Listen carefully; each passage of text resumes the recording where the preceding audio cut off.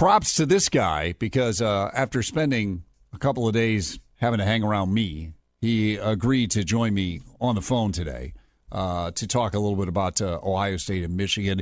Good trip this weekend, though, Jeff Logan, with our best Buckeye coverage crew, you and Stan and Bill Conley and me. It always is a lot better when you go up there and you have a win to talk about following it. Well, Matt, it was great, and I thought you might be tired of seeing me too. So it was a terrific trip, and I know that the experience of being there and witnessing that thing live was pretty cool. And you really get some time on the way home to kind of digest what happened. And my take on this thing is the talent gap.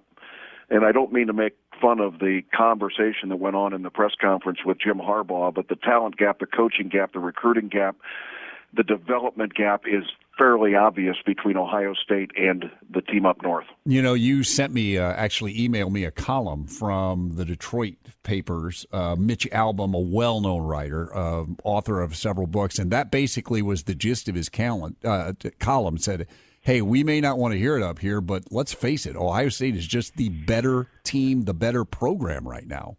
Well, and I think what that column was in the Detroit Free Press, I thought was very interesting is that he who wrote it, Mitch Albom, recognized that Ohio State is an elite program, and they are head and shoulders above everybody in the Big Ten Conference, not just the team up north, but you got to throw the teams like Michigan State and Penn State and Wisconsin into that mix as well, of teams that have to recognize that, and we talked about this in our pregame up there, that there are only a handful of elite programs that are recruiting at the highest level, developing at the highest level, and Ohio State, Alabama, Clemson certainly part of that, and I think you probably include the outliers would be Georgia and Oklahoma as teams that are kind of knocking on the door, but there's nobody in the Big Ten other than maybe Penn State that even comes close.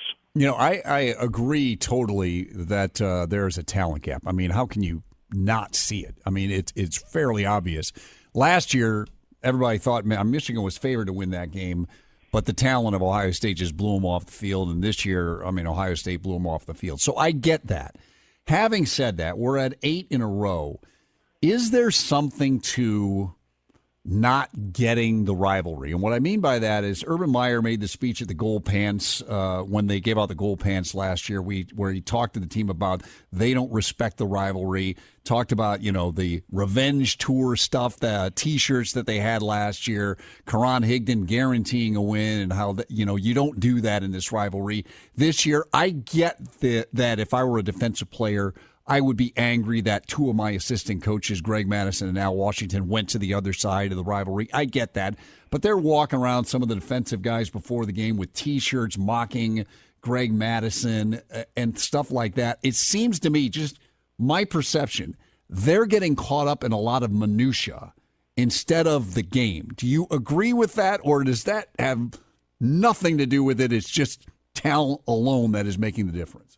Matt, I think they're reaching, and we know what 0-8 feels like. We know what 2-10-1 feels like.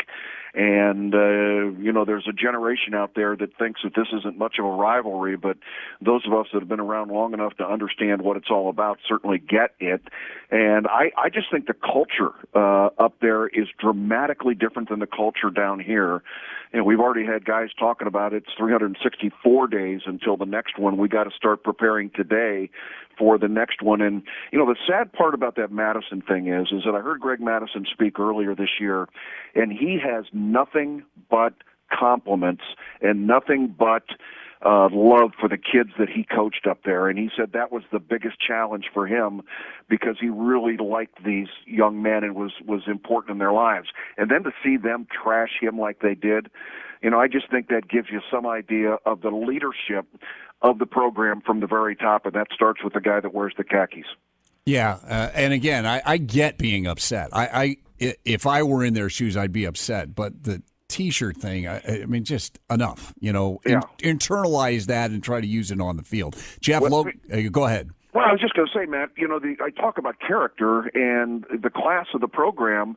You see things like that, and then you see what I witnessed in the game something I've never seen in any level of football, midget league, high school, collegiate, professional, where you have somebody actually untying and taking off somebody's shoes. Yeah. And it may sound funny to talk about that, but the reality is that how low this culture has become at the team up north, that they would do things like that, as obvious as it was. And I think it's a total embarrassment for the leadership of that program up there. Jeff Logan, best Buckeye coverage analyst, joining us. So you're on News Radio 610 WTVN after the 56-27 Buckeye win over Michigan, the 8th in a row in this series. All right, now we got to move forward because that's over. And you have this other hammer coming up on Saturday. Now, the Buckeyes beat Wisconsin 38-7 handily earlier this year. Now you're playing for a Big Ten title game. Is there any fear the back-to-back-to-back nature of this? Penn State, then on the road at Michigan, and then having to play Wisconsin. How big of a challenge is that for Ryan Day to keep this team playing at this level one more time against another major opponent? No, I think there's so much thought about what the potential prize is that there's not going to be an issue in terms of this is too much emotionally to be able to go through. The one thing I do worry about a little bit is the physicality of the last couple of weeks, and I think we witnessed that kind of showing the wear and tear on our secondary. And, you know, going into that Penn State game, we had Urban Meyer on with us on WTVN, and he was talking about that this is the healthiest that he has ever seen a team at this stage of the season.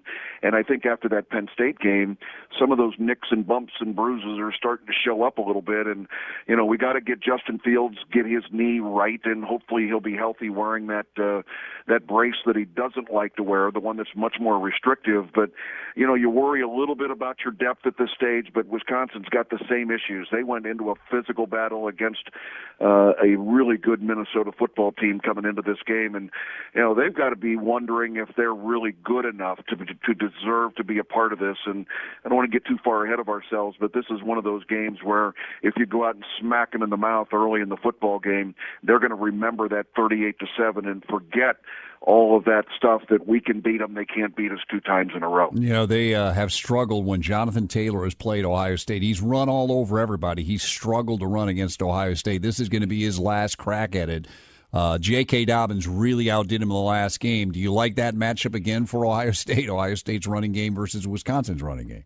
You know, I do. And, Matt, remember back how our offensive line was bragging after the Wisconsin game, who's got the better running back, who's got the better offensive line, you know, because J.K. Dobbins went off on Wisconsin, and we didn't really hear much out of their guys. So I think this will be another personal battle for that offensive line to propel J.K. Dobbins into the national spotlight where he belongs and suggest that basically he may be the better back of the two. So, you know, Matt, I was going to bring one thing up, but, you know, from a talent gap standpoint, think of Ohio State 2 years ago in a quarterback race that was going on between Joe Burrow and Dwayne Haskins to determine in spring practice who was going to be the starting quarterback, all right?